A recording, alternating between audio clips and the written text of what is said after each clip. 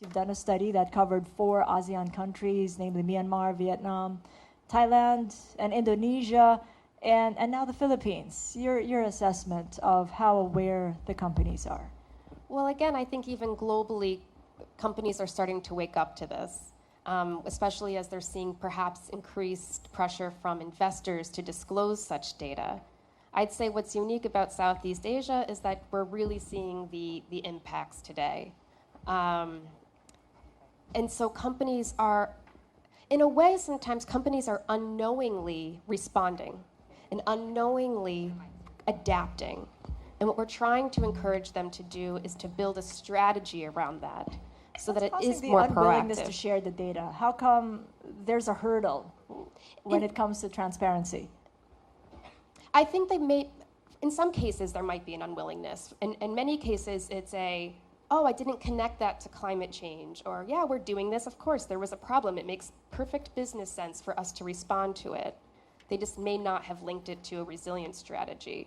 In some cases where there might be an unwillingness to divulge, no one really wants to say where there might be a weakness. But I think if we can start to address that and disclose it, there will be much faster implementation of solutions where we can work together around this.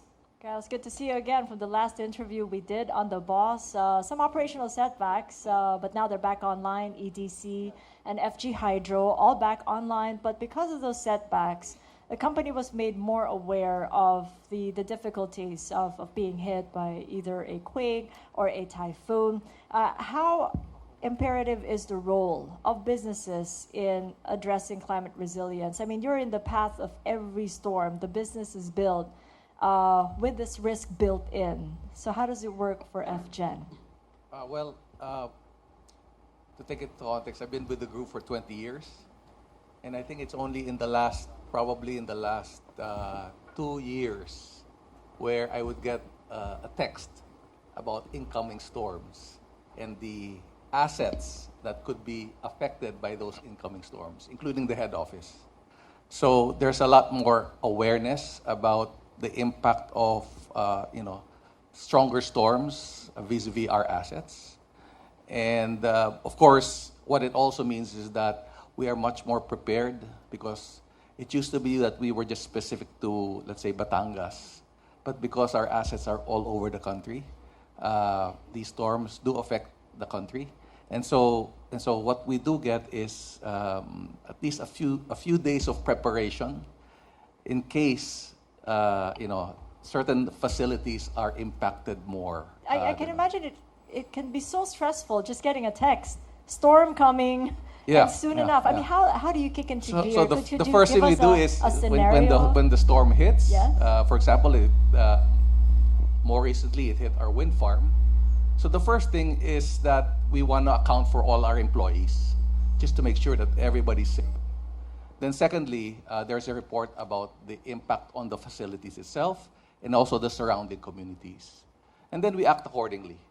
But I think there's so much more, the company is so much more prepared today than it has been in the past, given some of the damages that we incurred. Of course, you cannot avoid damage. And so with respect to potential damage that may hit and then the after effect where you actually see the damage, there is a lot of activity with respect to preparing for spares and making sure that there's a return to service target that is accelerated as quickly as possible, because it is public service after all. And so that we take, I think there's a lot more pride actually in the people at site to make sure that they really work overtime to make sure that they get the facilities back in order. How do you get beyond just simple business continuity in trying to involve the C-suite in creating that governance structure to ensure you just don't stop at wanting to continue a business, but ensuring that the silos are all broken down, that everyone's working together, a bigger goal of climate resiliency? Well, there is a concept of building back better. And so, for example, our certain facilities, particularly the geothermal assets that have been affected by previous storms, and the mandate across the C-suite is really to make sure that when we build back, we find technologies, ways by which you can build back stronger. And then and of course, you're building back stronger because you know that the typhoon's going to be 300 kph typhoons rather than the 200 kph typhoons. And so I think that's helped us, in terms of the resilience of the facilities themselves. Now, Manny, you present a different angle here because you've helped and advised, given technical advice to the United Nations and governments in Asia. But in your opinion, in your engagement with all the stakeholders, how involved is the private sector in climate resiliency? I could only speak right now from the perspective of government, since I'm with the Climate Change Commission. And I'm actually very much impressed with the public, with the private business sector on how they are being engaged in climate action.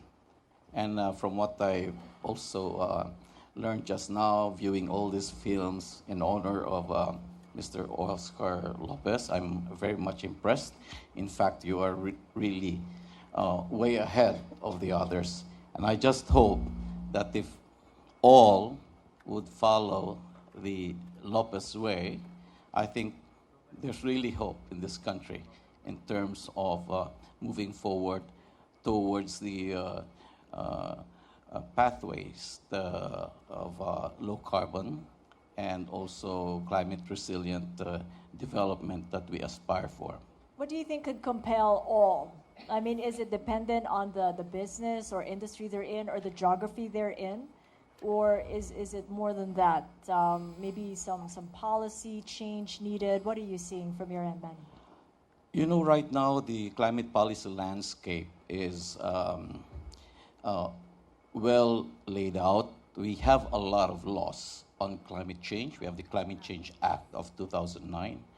We have the National Disaster Risk Reduction and Management Act of 2010. We have all the good laws. Our concern is how to implement them fully. But I would like to commend your statement that you don't have to wait for government before you will do something. In fact, we are looking up to the private sector to really take the lead in innovation and in transformation. And it is possible. Right now, the future scenario of climate change is pretty grim, because in 2015 we breached the 1 degree Celsius of global warming above pre-industrial levels. And right now we are in the vicinity of 1.1. And as you know, Paris Agreement, the countries agreed to set the limit for warming of the planet to 1.5 degrees Celsius. And the latest science that came out about a month ago simply tells us that climate change is moving so fast, faster than us, and if we really need, if we really want to survive and thrive in this era of climate change, we have to act immediately and drastically and really bolder. So the challenge is for the private sector to really move forward in lockstep and do something about transforming our industries and sectors towards a low-carbon development pathway. And I think it's possible. Earlier we were talking about this with Mr. Piqui Lopez. Why?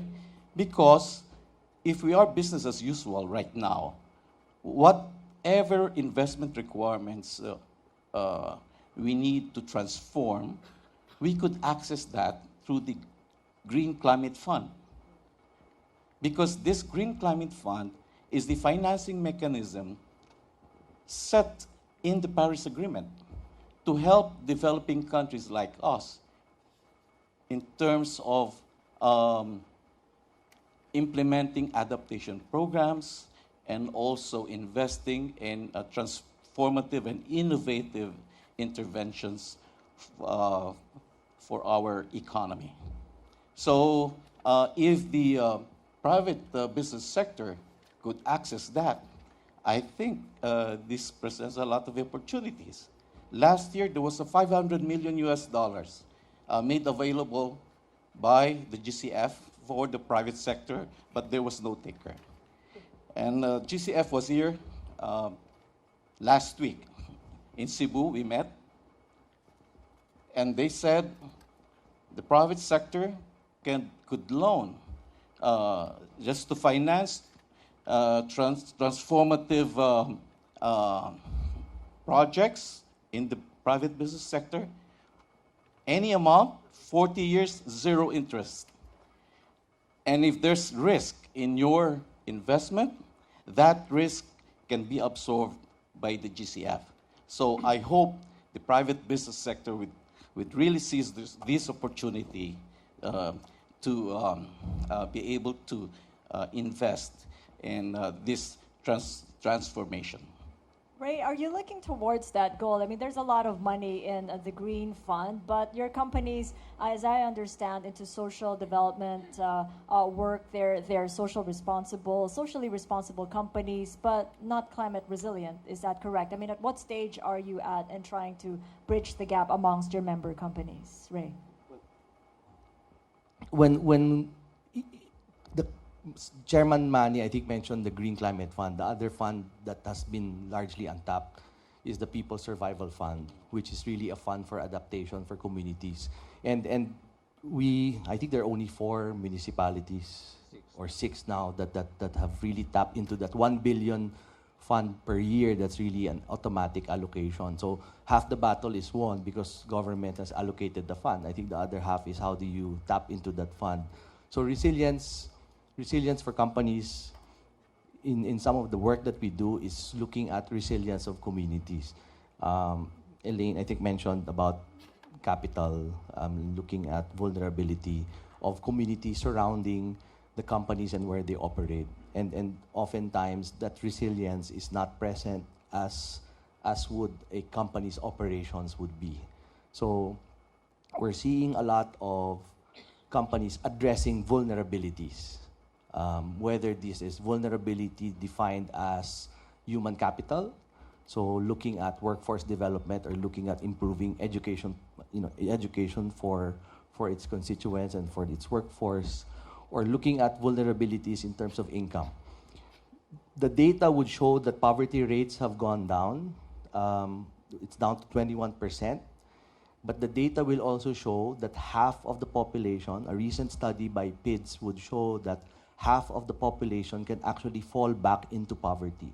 So I think that is the best indicator of vulnerability. When you get out of poverty, you actually fall back just because of a single incident or a series of incidents or chronic, as you would see over time. So I guess you see a lot of the companies really putting themselves to task in addressing vulnerabilities of their people, of their communities, and I guess of the business in general. And how is the 5-year roadmap that you've launched last year helping you achieve addressing those vulnerabilities and climate resilience? Any specific companies that's way ahead of the pack among your group? Aside from this group, so I'll mention groups outside of the companies outside of this group. So we have quite a number of companies that are in agribusiness.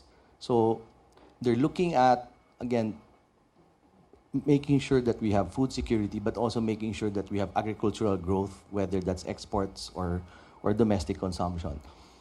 But they're also beginning to realize that, number one, land is limited. The remaining sources of untapped land are in also the poorest provinces and also the provinces where there is highest security risk, which is ARMM.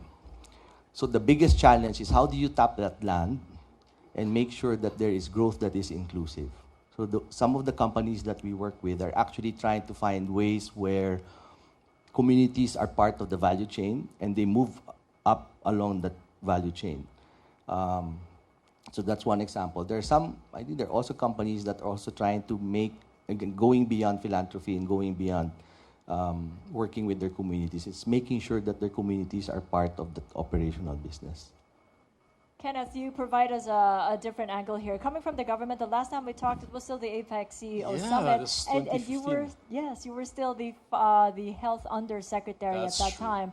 Provide us a view from the government side, if you will, just to get started, because there's this persistent thought among everybody that it's the government that has to take the lead Right. in addressing climate resilience, business sustainability.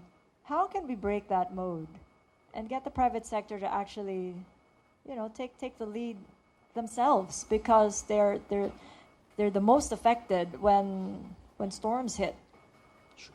Thank you for that question. You're right. Our view is that it should be a whole of community approach. It can't just be a government-initiated thing. Of course, people are looking up for government for leadership, but as what Secretary Emmanuel says, there has to be a better joint parallel effort, working side by side with each other. Now, we did a survey from the academy. I'm now with Asian Institute of Management. And before we were going to launch this program on disaster risk and crisis management, we had to do a market survey.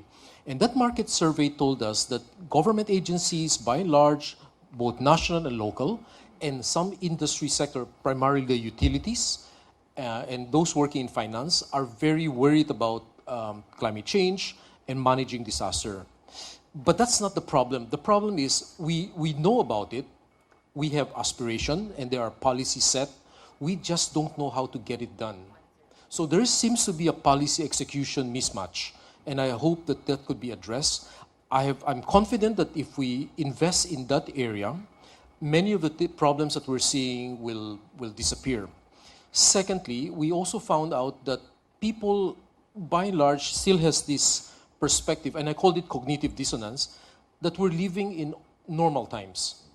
I think we have to wake up that we are now living in abnormal times. So to address that, part of an academic approach that we have in mind is to start training the horizontal managers, cutting across silos, making decisions in abnormal times. But that perspective had always be driven in. And it cannot just be a classroom activity. It has to be an experiential activity. So those are the things we found out. And to answer your questions, it has to be a whole of community approach, co-owning the problem, co-creating the solutions. How do you execute the experiential, the teaching for, you're now in management education, Yes. and teaching employees and staff on disaster risk management. How do you get that across? Okay. There are actually many disaster practitioners out there with wealth of experience, but they have experience focused on, say, natural disaster or man-made or technological ones. And there are those who are working in different parts of the disaster management cycle. We need to capture who these people are, bring them on the table with the academe, and develop a program that will give some form of robustness. I think people are looking not just the policy, the rules, they're looking for how do we get it done, get from point A to point B and point B to point C, and then creating impact. People are looking for that, I think. So that's what we think, a blended learning where we bring the experts and the people who can bring strategies, leadership, design thinking, critical thinking, and social marketing together.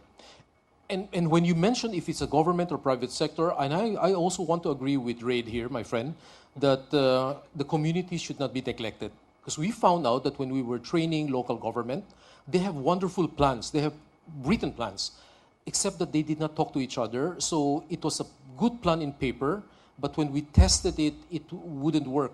And you know what was missing? The involvement of community.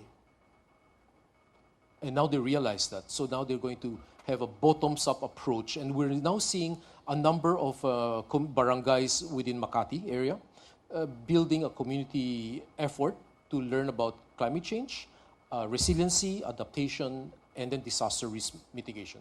Ellen, how do you create that impact, the impact that Ken was mentioning, where you align the goals of the private sector and the government. The government is doing its own thing, private sector is doing its own thing. Align that together and ensure that the community is also involved. I mean, could you cite an example perhaps in the visits that you've made in some ASEAN countries where things are working out because everything is aligned, all the stakeholders are involved? That would be ideal if everything was working out quite well. I think a lot is needed around open discussion, and I think part of that relates to, again, the transparency of companies to disclose their data so that it's known the challenges that they're facing. It could very well be that the government is saying, hey, we're facing similar challenges, can we work together? The community might be saying, you're right, there is this major drainage problem outside of your facility. It might be affecting the coming and going of goods and services, but it's also affecting us as residents. How do we address it holistically? As for an example, there's an organization, or well, I guess it's a cohort of a network, 100 Resilient Cities. It was pioneered by the Rockefeller Foundation. These are cities worldwide that have a chief resilience officer. And so when I met with the chief resilience officer in Da Nang, Vietnam, he sits in the city government.